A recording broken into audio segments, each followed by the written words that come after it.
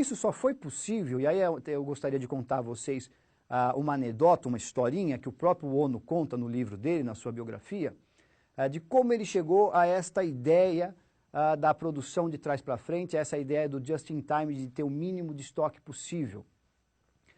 O Ono, segundo ele conta no livro, na sua biografia, ele estava passeando para os Estados Unidos, nos Estados Unidos, perdão, tinha que pagar uma dívida enorme que ele tinha lá com os banqueiros norte-americanos, e ele parou num supermercado para comprar um iogurte.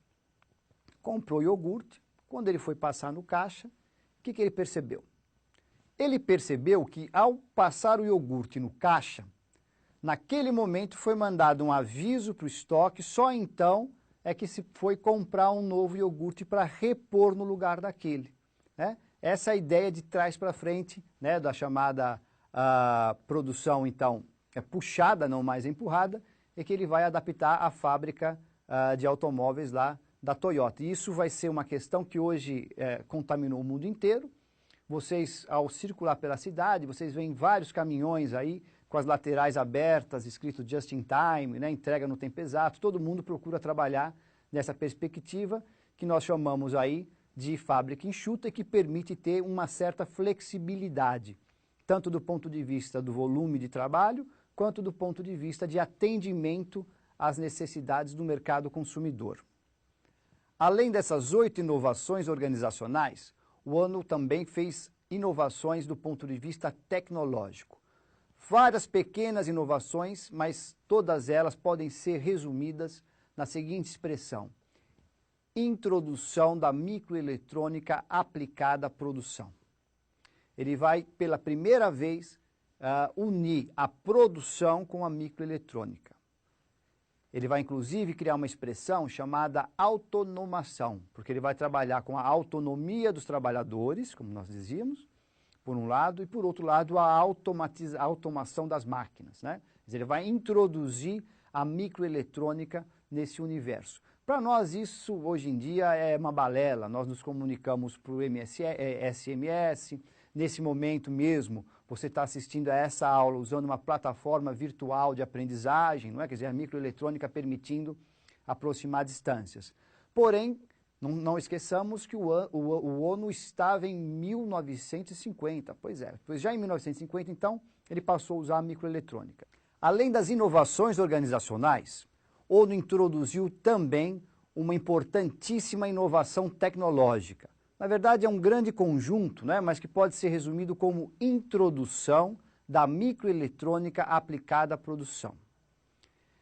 A utilização da microeletrônica no mundo do trabalho, para nós hoje em dia, é marmelada. Agora mesmo vocês estão me assistindo trabalhar à distância, usando aí todos os recursos da microeletrônica, inclusive da internet, que só foi surgir 40 anos depois do Ono, não é? Mas não vamos esquecer que ele está em 1950, e para aquele momento isso foi uma inovação, ninguém fazia isso. Qual o objetivo da introdução da microeletrônica no mundo do trabalho pelo Ono? Basicamente 2. Um primeiro foi viabilizar o just-in-time, que ele já fazia dentro da fábrica, para fora da fábrica.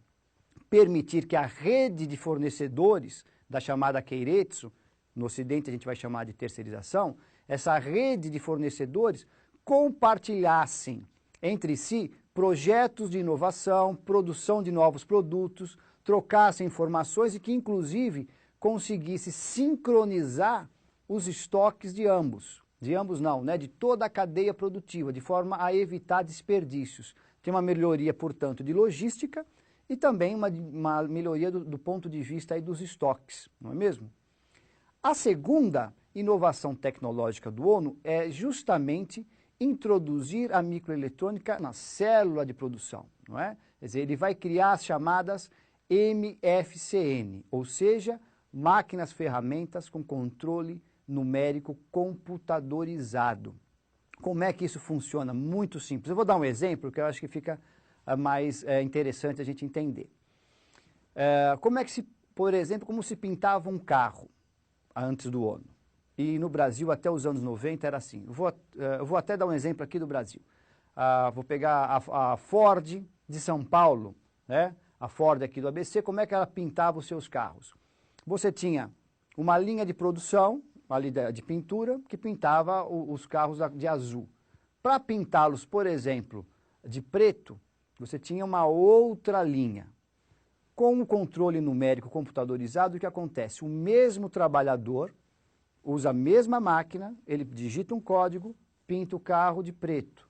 Depois passa o carro que ele vai pintar de azul, ele digita no punho o código numérico e o computador já regula o seu revólver de pintura e ele pinta o carro de uma cor diferente.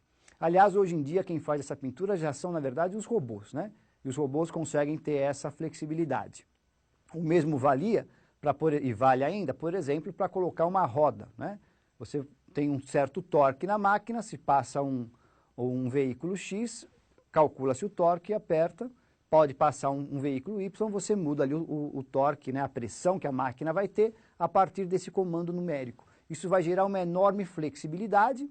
E veja que interessante, está extremamente articulado com o princípio também da multifuncionalidade. É isso que permite que um único trabalhador vá operando várias máquinas e de forma extremamente flexível. Esse conjunto de inovações organizacionais e tecnológicas ficou conhecido também como toyotismo ou onoísmo, ou ainda modelo japonês. Preferimos aqui chamar de reestruturação produtiva, porque modelo dá a falsa impressão de que isso possa ser exportado do jeitinho que foi pensado no Japão para qualquer outro tipo de sociedade. E há uma diferença muito grande entre o que aconteceu no Japão nos anos 50, por todos os critérios culturais, sociais, do contexto econômico, e como é que nós aqui no Ocidente fomos incorporando essas inovações tecnológicas e organizacionais, né, que chamadas aí de reestruturação produtiva. E mais importante do que isso, é lembrar que existe sempre uma relação intrínseca, uma relação bicausal, quer dizer, em que uma coisa influencia a outra e vice-versa, entre as inovações no mundo do trabalho e o modelo de sociedade, não é? Quer dizer, a partir dessas inovações criadas pelo ONU, elas, quando vêm ao Ocidente, elas vão encontrar um terreno fértil justamente do ponto de vista das críticas que se tenha ao consumo em massa, a toda aquela imagem do taylorismo que nós falamos lá na aula passada, quando abordávamos a crise do taylorismo-fordismo, né? Então, nos anos 70, essa forma chamada aí de organização do trabalho, chamada de reestruturação produtiva, ela chega ao Ocidente, e somente nos anos 90, quando no Brasil nós tivermos a abertura, ela vai chegar ao Brasil. Mas esse já é o tema da próxima aula, não é? Então, na nossa próxima aula, nós falaremos sobre o processo de reestruturação produtiva no Brasil. Muito obrigado pela presença de vocês nessa aula virtual e espero encontrá-los novamente na próxima aula.